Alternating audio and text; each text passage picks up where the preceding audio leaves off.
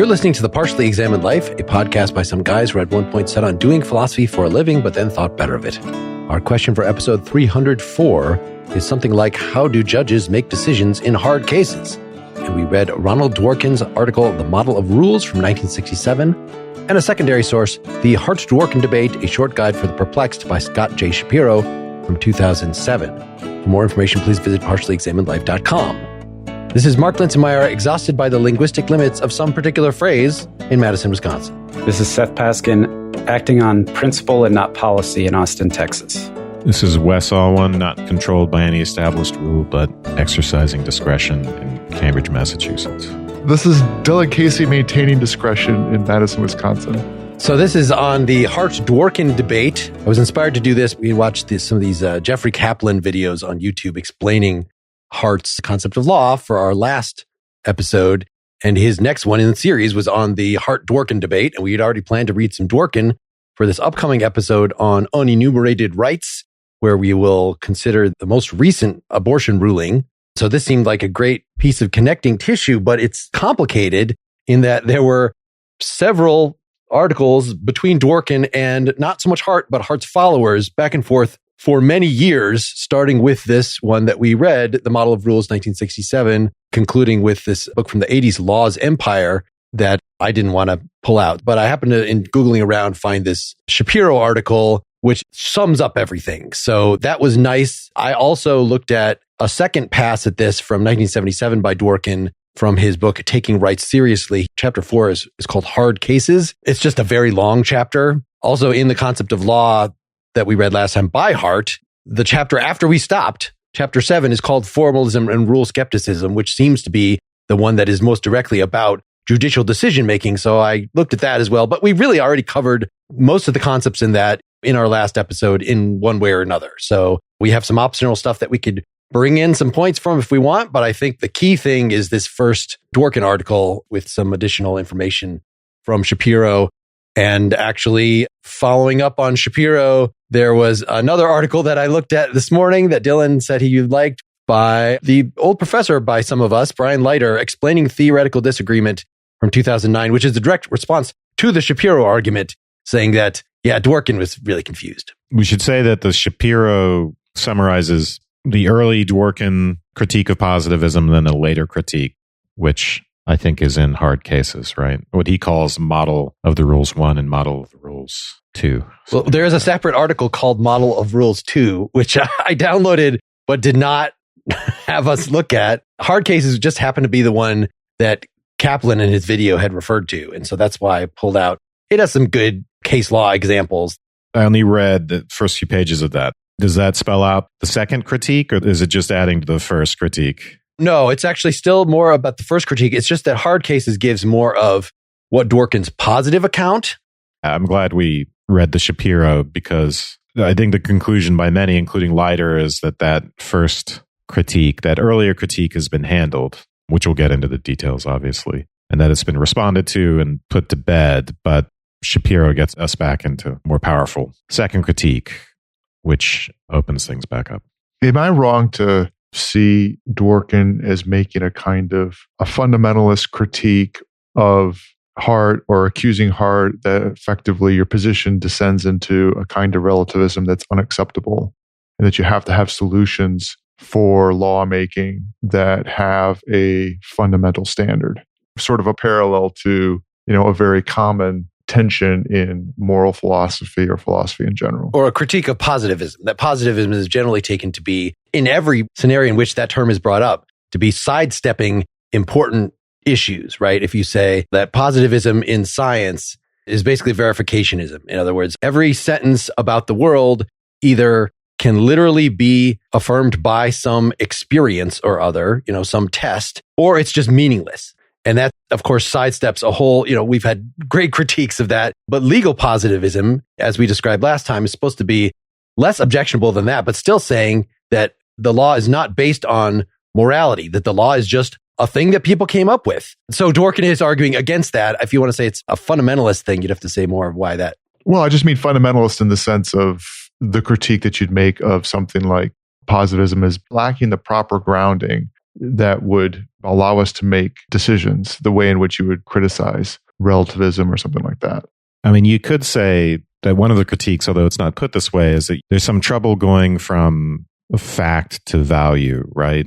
I mean, Hart tries to get at some of this with the concept of acceptance, but the positivist wants to ground the law, not in morality, but in social facts and what people are actually doing. So you could have systems of law that are completely immoral, Nazi, right? But they have valid laws because they can appeal to some master rule, a rule of recognition that validates laws or invalidates them. So part of this has to do with morality, but part of it also is a more general critique about whether or not principles which are not established statutes, which haven't been validated by the master rule of recognition in the sense they haven't necessarily passed the legislature, been past some other form of test, whether those principles are, quote unquote, within the law or outside of the law, and whether when a judge applies those principles, are they reaching beyond the law by virtue of their discretion in what Dworkin calls the strong sense of discretion? Does a judge reach beyond the law to principles because of their morality or even, say, the whim of the judge? Or is the judge staying within the law in the sense that despite the fact that they're not validated by the rule of recognition, they are still in some sense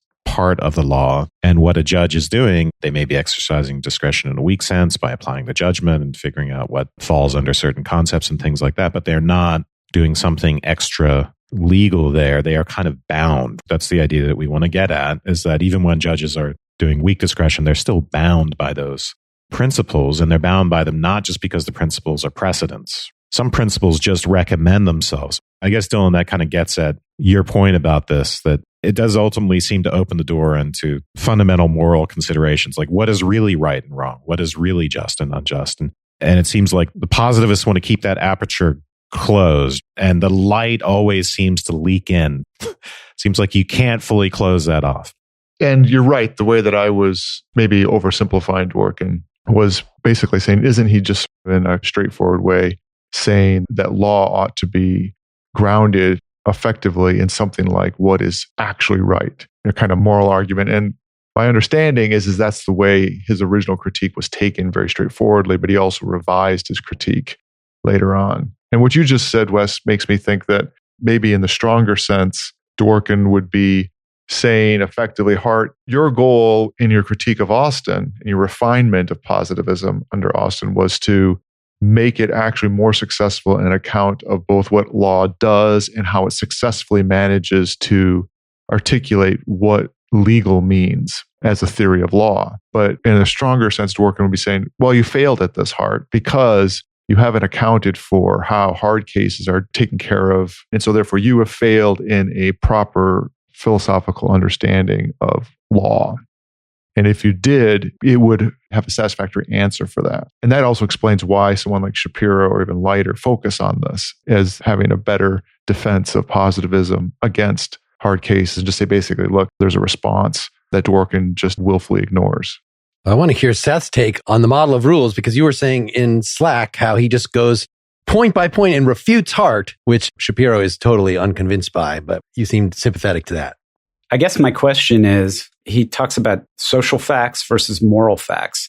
And what convinced me, or what I should say I'm most convinced by, is that I think the distinction between the two collapses. My understanding of the positivist position that he characterizes in Hart is that ultimately the validity of laws depends upon social facts only and not moral facts. And the idea is that social facts are something like, I'm not sure exactly what they are, but some kind of consensus-driven, but not moral norms that are established that include rules of procedure and things like that. Even the group accepts this moral theory. That's a social fact, even though it contains intentionally it have embedded. It's a non-normative social fact that people have normative. Yeah, and you might also, of course, say that morality is use. I don't know. I find Dworkin's, in hard cases, he gets a little jargony and it doesn't read as well as the other critique that we read of his, or it doesn't read as easily. But, I guess I'm caught up in something about the notion of judgment. He's talking about how judges make decisions on the applicability of law based on extra legal considerations about intent for various things. And maybe I'm just caught up that I think his description sounds compelling, and maybe it's not so much a refutation of Hart's. I'm not sure at this point. You mean the observation of the fact that judges do that you find compelling? I think Dworkin gives a better account of what judges actually do, because when he talks about how the judge is looking at precedent, and in the cases that he cites, where he used very specific examples about the one about the automaker, for example. Yeah, let's lay that out. I guess there was a case where automobile manufacturer had either a defect in the car or the car wasn't sufficiently well designed to protect an individual in a particular accident.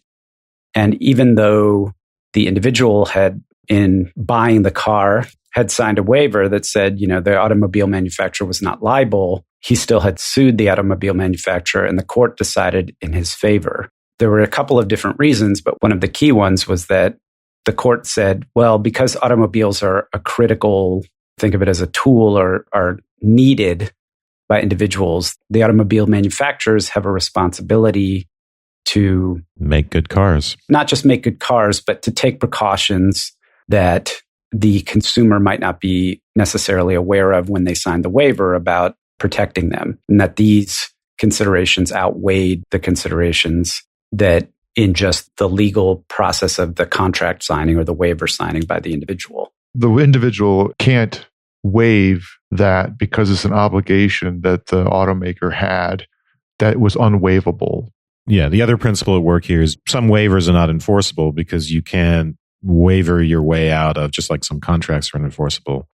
An auto manufacturer can't take advantage of someone's financial necessity, right? And automobiles are kind of necessity at this point, to make them sign something that's not in their interest. So you can't contract yourself to be a slave.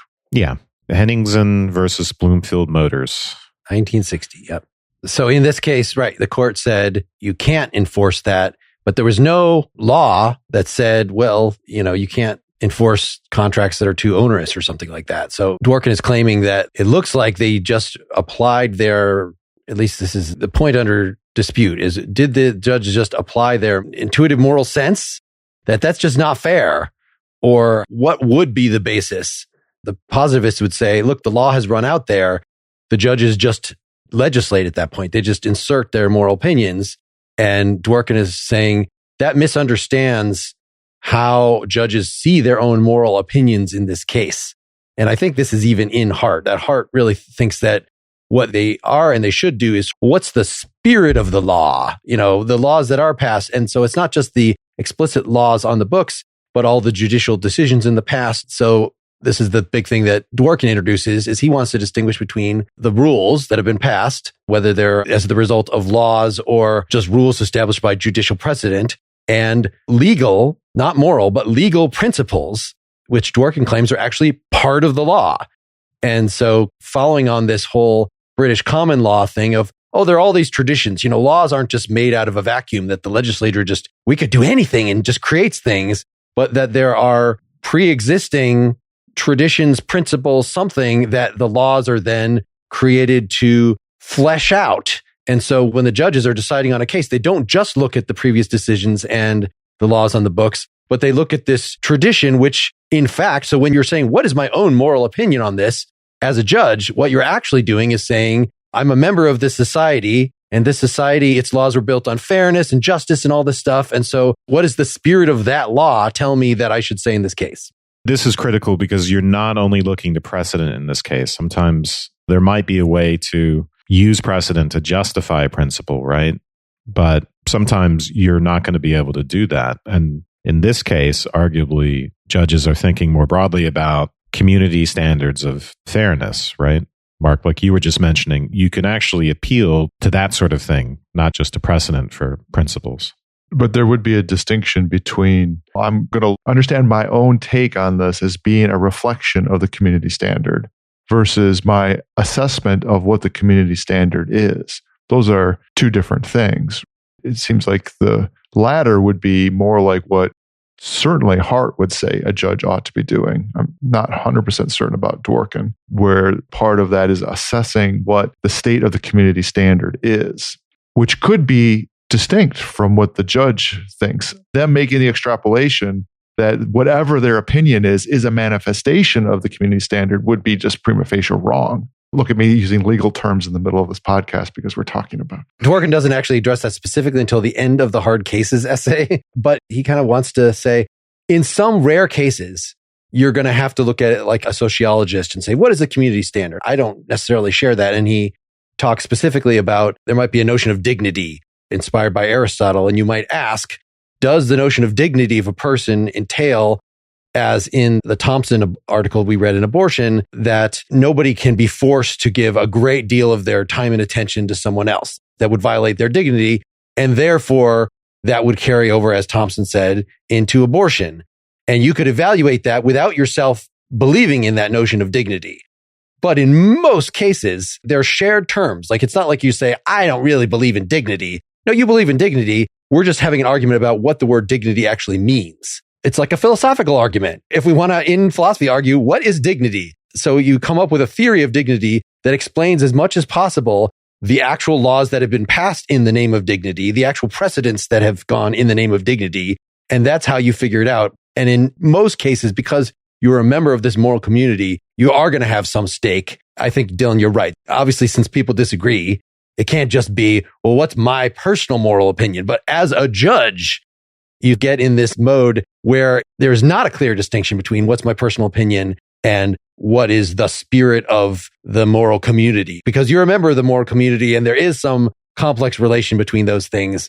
Yeah, maybe different conflicting principles at work, right? And it's just you're weighing them. It's entirely possible that, and probably usual, that you're looking at a lot of different standards, maybe even conflicting community standards, conflicting precedents, conflicting principles, and trying to figure out what applies and at what weight and what turns out to be the winner and all that, right? Because as Dworkin has it, no principle is dispositive. That's one of the things that distinguishes it from a rule. Mm-hmm. You can't just say, oh, there's a principle, this is the result. In many cases, you're to go with one principle, you're going to actually be going against another, and you'll have to explain why and why one principle is more important.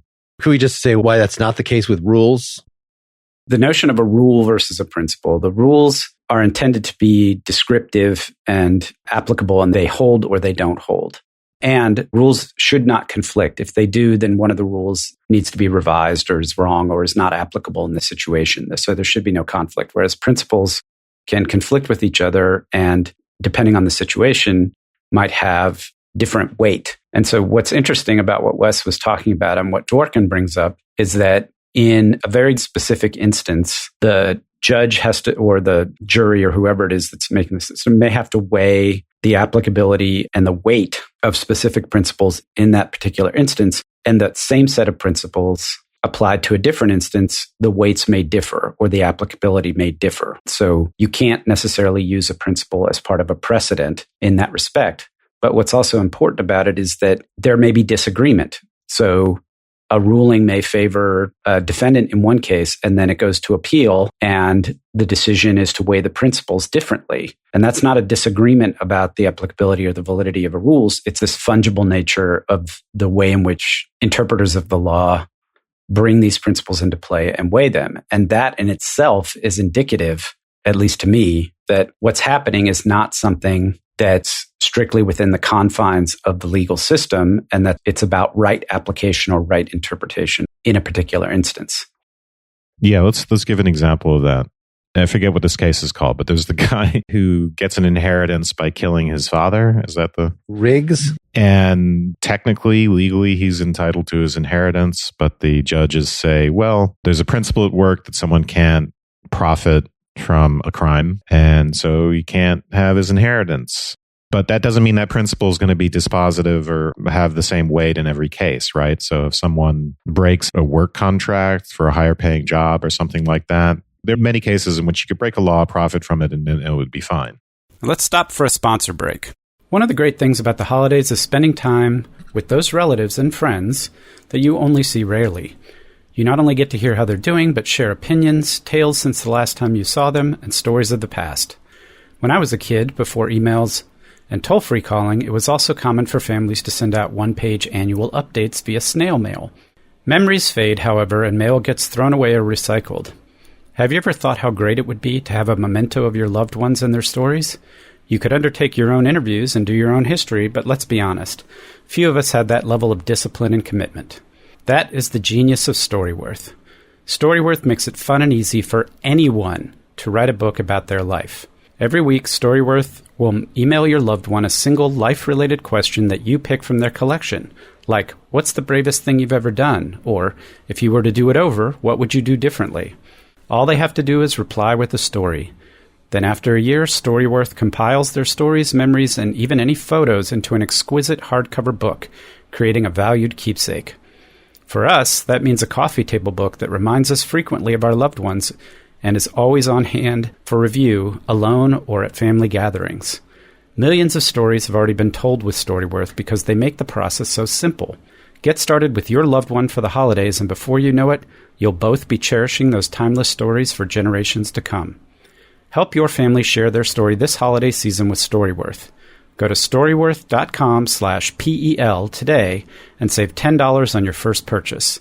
That's STORYWORTH.com/PEL to save $10 on your first purchase. Storyworth.com/PEL. The background of this that was in the Leiter article was that previous to this, Riggs versus Palmer's 1889. Before that, there was a law apparently on the books that if you commit a crime, you become legally dead. And therefore, you couldn't inherit. It just means that it kind of is a denial of due process, because once you're determined to commit a crime, so I guess due process has been, passed to convict you, but then the government can just take all your property. And that was repealed at some point around that time. That's insane. Repealed by virtue of insanity.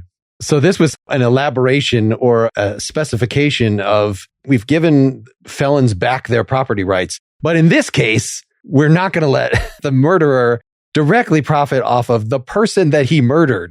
So if you break bail and you go across state lines and you make a very profitable investment, you go to the casino and you win big, the government can't say, well, you only got that money from the casino or from your investment by breaking the law, and so we're going to keep those earnings. That's not germane. So people can profit from their wrongdoings, just not in such a direct way. So it's a principle, not a rule. So make sure you buy your lottery tickets when you're out on bail to cover your expenses later. I brought this Riggs one up to my wife, and she was like, well, but who would the murderer's descendants get it? Would it just skip? Or would the government get it? I don't know what the proper solution to this is. But it seems like if you murdered your father because you wanted your kids to have the money, and then you went to jail and you're like, I'm fine, I'm sacrificed, then it still seems like, should your wishes be granted? It's a second one, right? So maybe you're not entitled to keep the money, but there would be the other one where you could decide where it goes as the one who rightfully inherited it, but you're not allowed to keep it because of this mitigating factor that you killed the original owner. If it's directly willed to the grandkids should get it. But anyway, let's not. I mean, that's what's fun about these papers. So much of it is abstract, but when it gets into the actual cases, like, okay. Well, we start digging into our intuitions about what's right and wrong, what's just and what's unjust. So it illustrates, what's going on here with interpreting the law. Right. Dworkin's argument is that the judges are in fact using these legal principles that are sort of well established. They're implicit in decisions. So what you're doing when you're coming up with a solution to a hard case is you're coming up with a legal theory that accounts for, again, I like to say the spirit of the laws, that encapsulates as many of the past decisions as possible. So it's just like when you're coming up with a scientific theory, where, of course, as we discussed in our philosophy of science episodes, there are going to be some things that the theory doesn't explain or that directly go against the theory. And so in this case, there are going to be precedents that were passed that you're going to say actually are wrong. But you want to do this in a principled way such that you're preserving as much as possible of the existing infrastructure, legal precedent, the laws on the books, etc. And judges are the only, according to Dworkin, are the only ones who have this responsibility to be philosophically consistent in this way, right? A legislature can pass an incoherent batch of laws and will, depending on sort of who has the majority on that day. And so that's the whole point of judges, is to work out those inconsistencies. I'm just pausing on that. I think you're right that that's what Dworkin wants. He's looking for an account of how to make in law in the legal system, maybe not lawmaking, maybe only in the most general sense, so that you had a consistent set of rules that were guided by principles within a legal framework. And I guess I think that Hart would admit that there could be inconsistencies, even amongst judges. The only thing that would adjudicate that would be the rule of recognition at the end, that there be some authoritative body that would tend to lend consistency, but only insofar amongst the things that come to that. Right. It's just the structure of the judiciary that fills out the rule of recognition. It's the law has stopped there. So the judge comes in and completes the law through his own legislation, which is not going to be completely unguided, but it has to be up to the discretion of the judge. And the only way past that is to appeal it. And then the Supreme Court gets the say so. And if the Supreme Court comes up with something that the legislature doesn't like, they could just pass a different law that clarifies and undoes what the Supreme Court said. Tell me if this is totally off track. I couldn't help but be thinking about, I guess, what will be in our upcoming episode and the question of judicial interpretation and the Dobbs decision regarding the proper framework for interpreting the Constitution as a principle. So it seemed to me that that's exactly what was being articulated, a originalist interpretive framework for the Constitution as a way of understanding how the rule of recognition ought to work as being at play here. And so in a way that Alito's decision was, or the majority's decision, was doing something very Dworkian, articulating a very, very specific rule for interpretation, a principle of interpretation that would, even if peculiar, was explicitly framing how to understand the way in which justices legislate. But I think Dworkin wants to leave open the idea that they were wrong. Yeah, so this is either disingenuous or ingenuous, right? Right. So on the one hand, Dworkin wants to say that judges can disagree about things because they're proposing alternative philosophical models of how to account for all the existing. And just like in science, the observations are always going to underdetermine the theory that you make about them. In law, the entire history of case law and laws on the books are going to underdetermine this legal theory that should then tell you what to decide in the novel case. That's the way judges are going to disagree. But that doesn't mean that every theory that fits the facts is going to be equally good. So this kind of comes down like in science. Do you believe that the different paradigms, and they emphasize different facts, different features of the law in this case, and there's just no way that those people can converse, no way that anybody could judge between them in any way external. And there is something to that from Dworkin. Dworkin says, like, when you're judging, you're in the legislative, you're in the thick of the process. You can't step outside of it like he thinks that the positivist wants to do and make judgments about it. That's what the positivist is just, I'm just looking at the rules of recognition. I'm just looking at empirical facts. There's no way of doing that. On the other hand, there has to be room within that framework of arguing, of philosophical argumentation, for somebody to be wrong so that you could just make a theory that really doesn't fit the facts very well.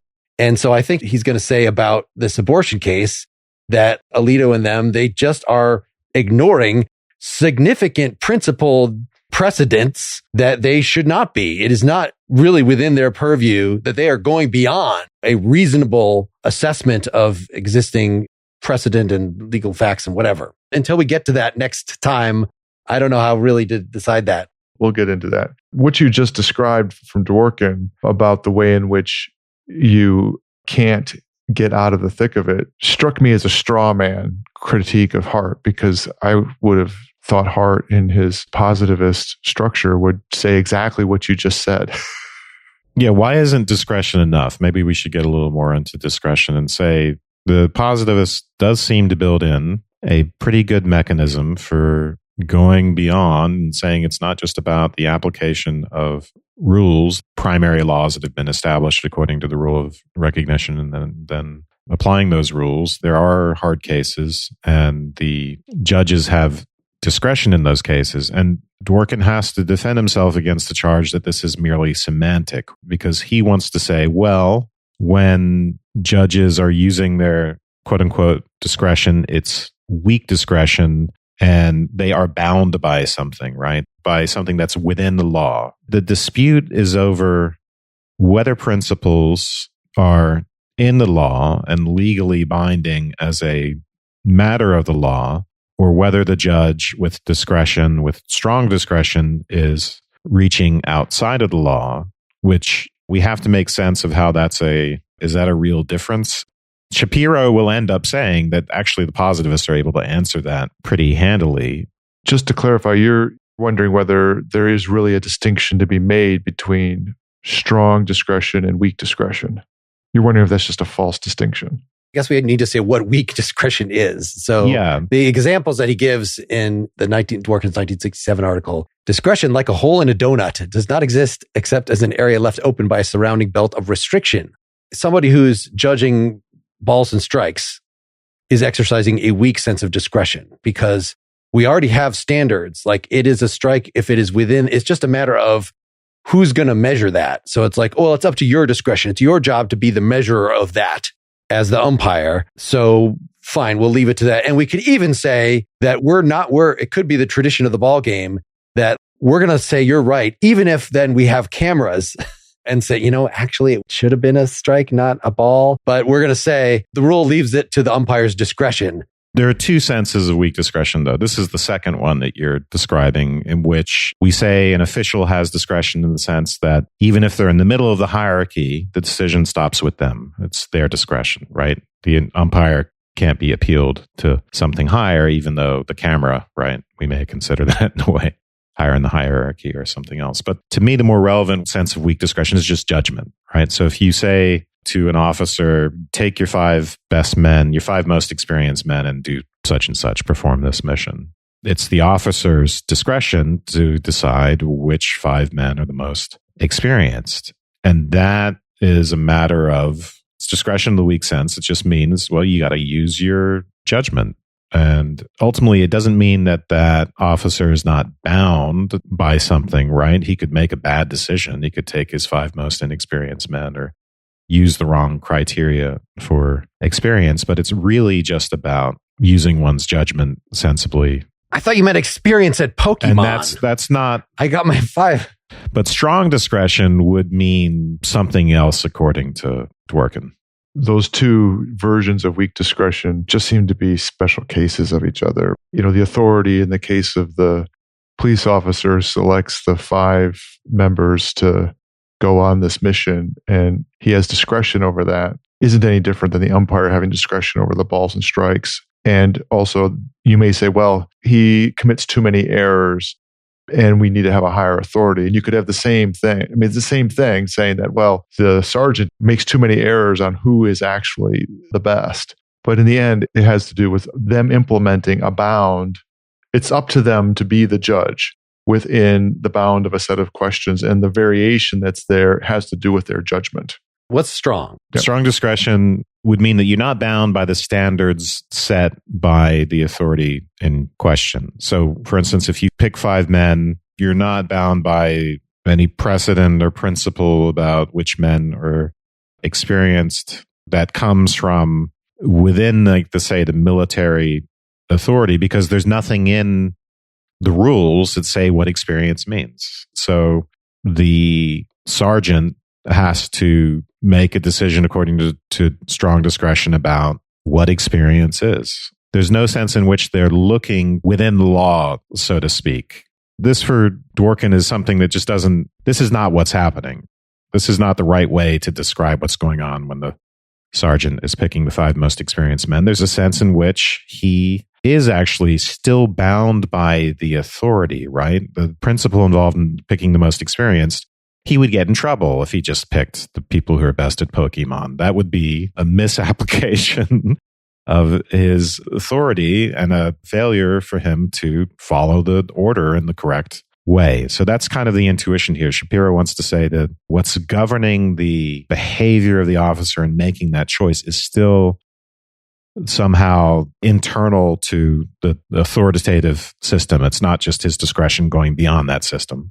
If he was a member of the PEU, the Pokemon Enforcement Unit, then it would be appropriate. Yeah. It does make me think of things like The Dirty Dozen or even Moneyball, where you have someone who has discretion, who is then, the whole point of that narrative is they are exercising discretion that is effectively strong discretion outside the purview. So instead of hiring soldiers of, in good standing to complete the mission, they choose a standard that's outside that includes lots of people who are in fact criminals to go out and execute the mission because they have the skill set to do so. Or in the case of Moneyball, where you have a manager of a baseball team who is selecting players on the basis of a whole new criteria, in this case, statistical performance on certain things, rather than on, at the time, conventional way of judging whether or not a player was going to be good.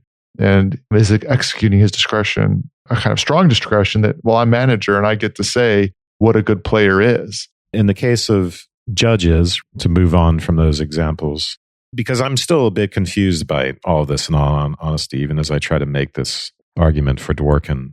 So the question is, do principles in hard cases control judges' decisions? Or is some sense of strong discretion mean they are not bound in any way or in a way that's within the law? So it's difficult that the way even you ask that is do or should, that he wants to say that ordinarily, this is the way judges think. This is the way judges are trained to think. This is the ethics of judgment. But that doesn't mean that they always do in all cases. They could actually be, in some cases, not exerting some legitimate strong discretion, but just not doing what judges are supposed to do.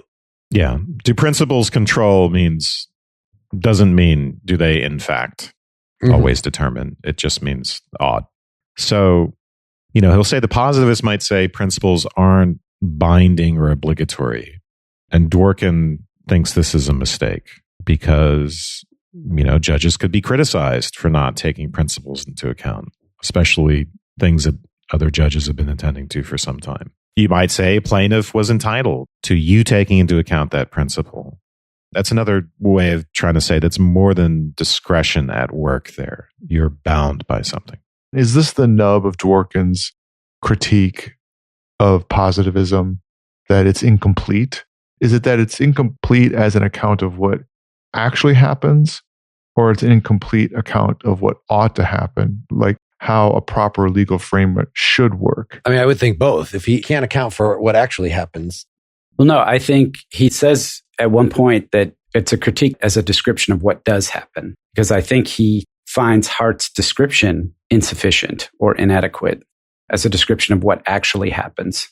Mm-hmm. And so it was funny reading Leiter, his response to this, which is to actually delve into those particular cases that Dworkin considers further. And like in the inheritance case, Leiter brought this up.